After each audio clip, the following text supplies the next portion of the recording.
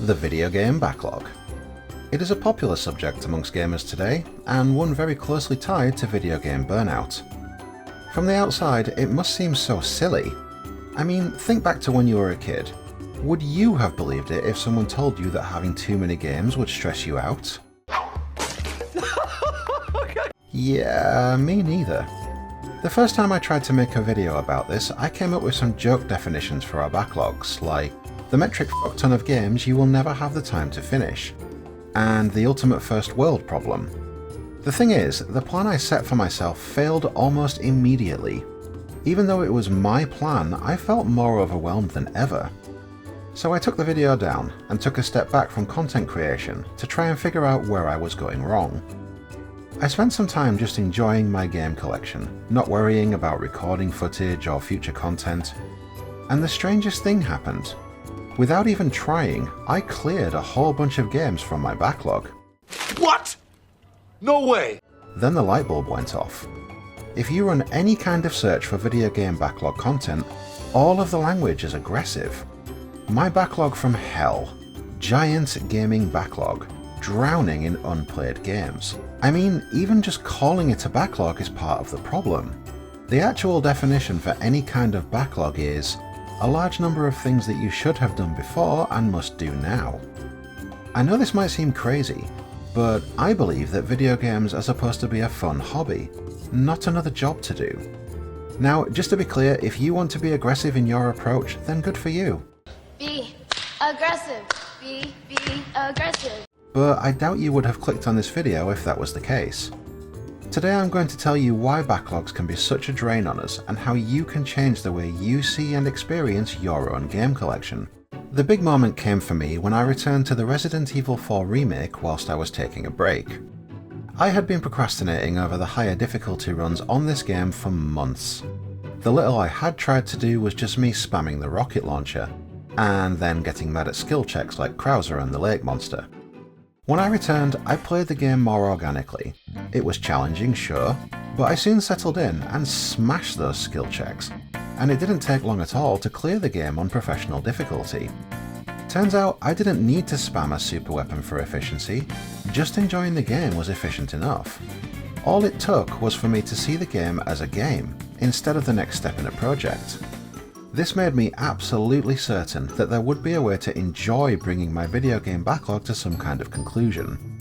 But I knew before I could get there, I had to understand why so many of us had tried and failed to figure this out before. Between subscription services, free games every month, and digital ownership, video game collections just never seem to stop growing. But so what, right? I mean, all of that should mean is that you have more fun things to get around to, right? You weren't there, Lois. You weren't there. When you choose to add a game to your collection, whether it's a freebie or one procured with your hard-earned cash, you have made a subconscious decision to experience that game, creating an obligation between you and it. This was another light bulb moment. When obligations pile on top of each other, it weighs on us mentally.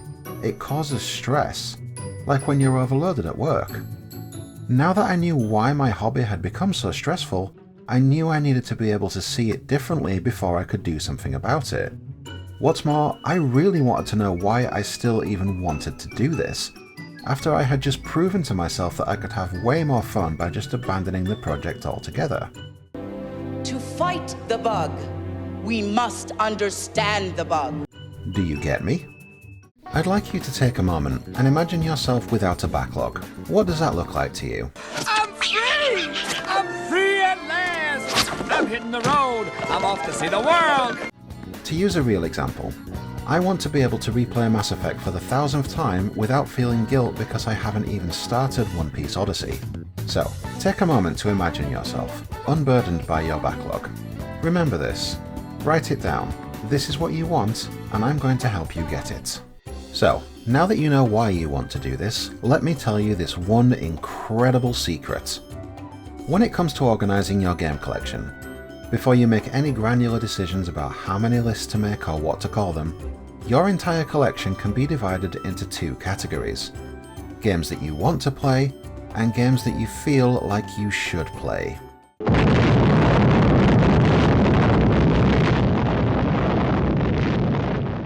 Guys, this is your hobby. It's supposed to be fun. Pick a game that you feel like you should play. Ask yourself, honestly, do you even want to? No, God! No, God, please, no! No! If the answer is no, then congratulations, you just got the first game in your no pile. The simple starting point of being able to say no to a game was a revelation to me. By the time I was finished, every game in my collection was one I was actually looking forward to playing. And this fundamentally changed how I viewed my backlog. Life is short, and your free time is even shorter. Don't waste it on things that you don't want to. That's the smartest thing I've ever heard anyone say about anything. Of course, not every game is going to be a winner. You've just given yourself permission to say no to a game. So now, let's look at what it means to say that you are finished with a game. As far as I'm concerned, there are two broad definitions of when a game is finished. When I roll credits, or when I reach a point where I believe that I have seen or done everything interesting a game has to offer. Let's look at some examples. The Last of Us. When you roll credits, it's done. My best friend was there. Nier Automata. Not even close. You need to roll credits at least 3 times, and even then, you will still have questions. Man, so many unanswered questions. Then you have open world games and games with endgame content, and games where you can choose a different character class or story path or romance option. Only you can know when you're finished with a game, but having these two definitions will help you know where to draw that line. One thing I will insist on though, is if you decide to try a game, make sure you give it at least 1 hour of your time. It's enough time that you'll be able to settle in and give the game a fair chance. I shall now back this up with the ultimate example, Metal Gear Solid 5. This is the first hour.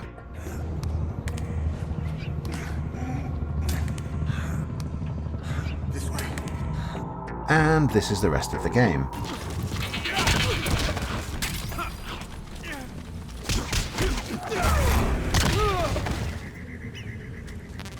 Okay. You see why you need to give it at least an hour now, yes? Great news guys, you now have most of the tools that you need to enjoy your backlog. You know why you want to do this, you know that it's okay to say no to games that you don't want to play, and you know how to recognise when you're finished with a game. The only thing left is how to organise your games. I game mostly on the PS5, so I use the inbuilt feature that lets you make games lists, and I made 3 of them. Games I want to play now, a very short list of titles that I am immediately interested in. Games I want to play soon, the ones that are politely waiting in the wings. And games I want to play later, the ones I definitely do want to play, just not anytime soon. Even if my lists don't work for you, hopefully they've given you ideas on how to make your own. I do also have some Xbox and Switch games, and even a few older games to include. So I kept my spreadsheet from my first attempt at this, though much more simplified now. This is how it looked when I started my break, and this is how it looks today. Look at all this lovely organic progress. Always remember though guys, this is something that you want to do. It's something that you're choosing to do. If there are days when you don't want to play, then don't.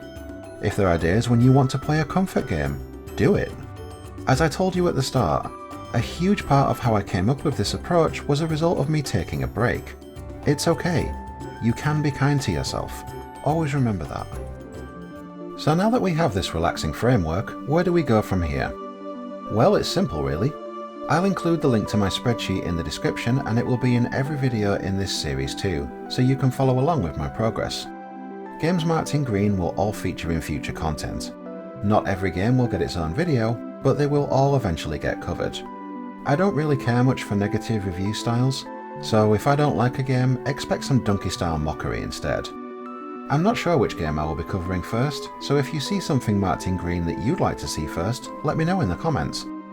And if a game gets enough attention, I'll consider moving it up the list. I really hope I've been able to help you see your video game collection in a different light, and that you will now be able to enjoy games like I do, seeing them as a collection of fun things to do instead of a list of things that you need to do. If you feel like I've earned that like, then please do consider leaving one, and maybe even subscribing so you can follow along with my backlog progress. See you on the next one.